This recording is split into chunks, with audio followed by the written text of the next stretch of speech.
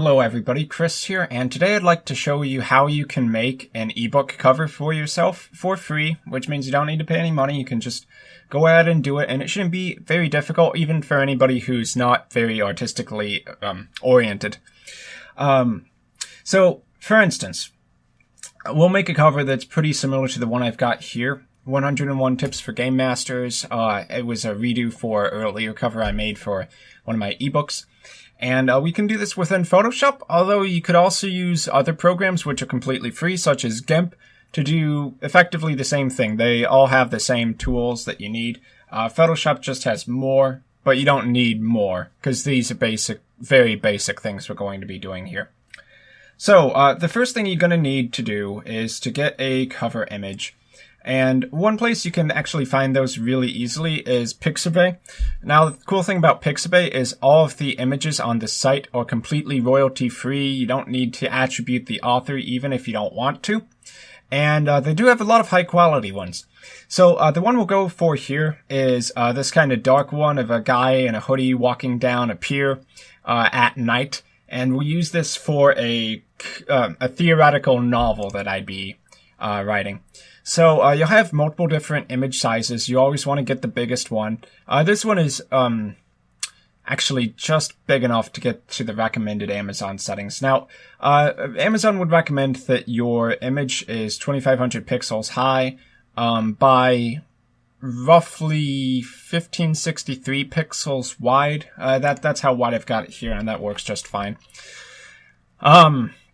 But of course, that's for a vertical image, so we're going to need to turn this into a vertical image, which means it's going to cut off the sides, and we'll just have to see how well this image turns out. So we're going to have to go to File, New, and have the right dimensions in there. 2500 pixels by 1563. We'll try that at first, but I'm pretty sure this isn't going to work perfectly.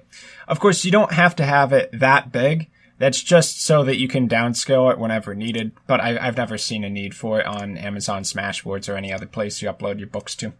The 2500 pixels is just in case. So we have this image here, and we'll hold Shift while we extend it. Okay, so that the... I don't think that did it right. Okay, let's try dragging it in again. The reason you hold Shift, though, is so that the height and the width scale simultaneously, and it keeps the ratio. Okay, there we go. Now we'll hit OK for that. And we'll drag this in. Now this might actually be distorting the image slightly. But that's okay, because in this specific case, when it does go on Amazon, it only really needs to be about 1000 pixels high. So, I mean, even at this, it still looks alright. We'll just go with this for the time being, though. Of course, you can find images that are way bigger, like 3000 by 3000 pixels or 4000 by 4000. Extremely high resolution sizes on Pixabay, if you need them. So, what I did here is I kind of centered the subject matter of this image, which is always a good idea. In this case, the main character would be this guy with the hoodie. Or actually, that could be a woman. It's a little bit hard to tell. And then gotta have the walking down the pier. So the pier is important to capture in this image. If you need to, what's called crop the sides of the image off, make sure that you still have the main subject matter here. You can also find images that are already more vertical than they are horizontal. But those are in the minority.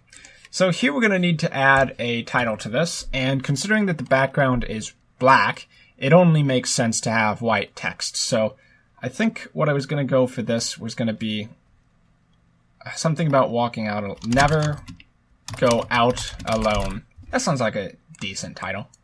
I mean, for taking 5 seconds to think of it. Ooh, and maybe what we can actually do here is emphasize the alone, because that's like the keyword here. Now, we're not going to want this kind of cursive here. Cursive would be more of like maybe a romance novel kind of thing. But this is going to be a much darker book. So we'll try 350 pixels. Of course, that's all relative to which font we choose. And for finding fonts, in Photoshop, you're going to have a ton by default. but you can also find a bunch online by just Google searching it. There are many sites where graphic and text designers create their own fonts. So just we're not worrying about how it fits on the page right now. We're just worrying about how it looks. Okay, that's not too bad. Oh, okay. I think I just saw one.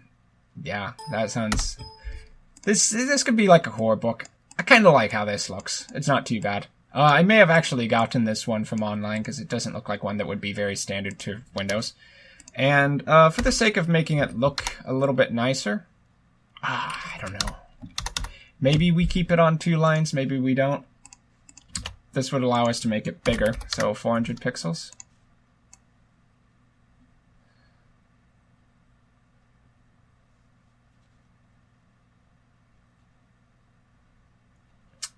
Okay, just kind of figuring out where the best place to put it. You don't want to generally cover up the subject matter, so like having it right here where there's a lot of action going on may not be so great. But you do want to have it somewhere towards the center, so maybe that would be best. And then we can give it a drop shadow by double-clicking the layer, going to drop shadow down here, and messing with the details, 20%. Maybe it should be a little bit more than that, though. I don't think it should be super smooth. Ooh, yeah, I kind of like that distance, though. Okay, now we're getting somewhere. 20 on the distance. I like how that looks. Okay, and you're going to need to find a spot for the author name. So we can put, Chris Navarre here. You don't necessarily have to use the exact same font. In many cases, it's just simpler and better to use the same one. Because if you're going to have multiple fonts, you do have to have them match with each other pretty decently. So we can clearly just have that at the bottom. Well, let's see. Does this still look best at the bottom as it does on top?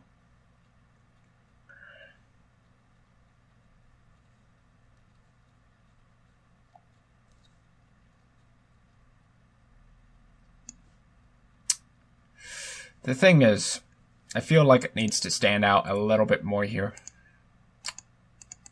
Let's see if we can give it some extra effects. Ooh, gradient overlay. Now that's interesting. And you can just kind of play around with this here and figure out exactly what you're going to want. So to mess with the gradient color, you just go in here, click that, hit OK, and change the angle with this this tool here.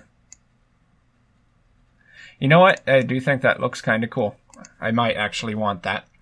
Of course, this is just a hypothetical novel, not one I've actually written. So that doesn't look too bad right there. You could go with something like that. I do feel it could be improved upon. One option might be to find an image where your subject matter would be more down here below like the 2/3 line, and then you're gonna have the text up here kind of at the 2/3 line or slightly above it. But that doesn't look too bad. So that gives you a general sense of how you can do an ebook cover within Photoshop or anything else.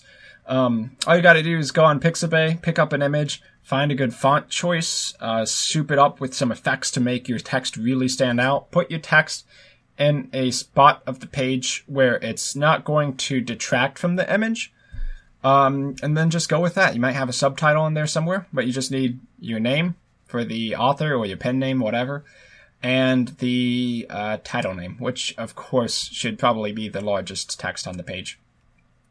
So, not perfect. I'd probably play around with that a little bit more before I was going to actually publish this novel, and maybe I'd find an even better image than that, but that's not too bad. So if you have any questions or comments about this brief tutorial about how you can make your own ebook cover for free, let me know in the comments down below. And if you want to give a donation to the Patreon, it's patreon.com/ChrisTutorials. If you want to check out my blog, chrisnavarre.com. Aside from that, thank you for watching, and I will see you all next time.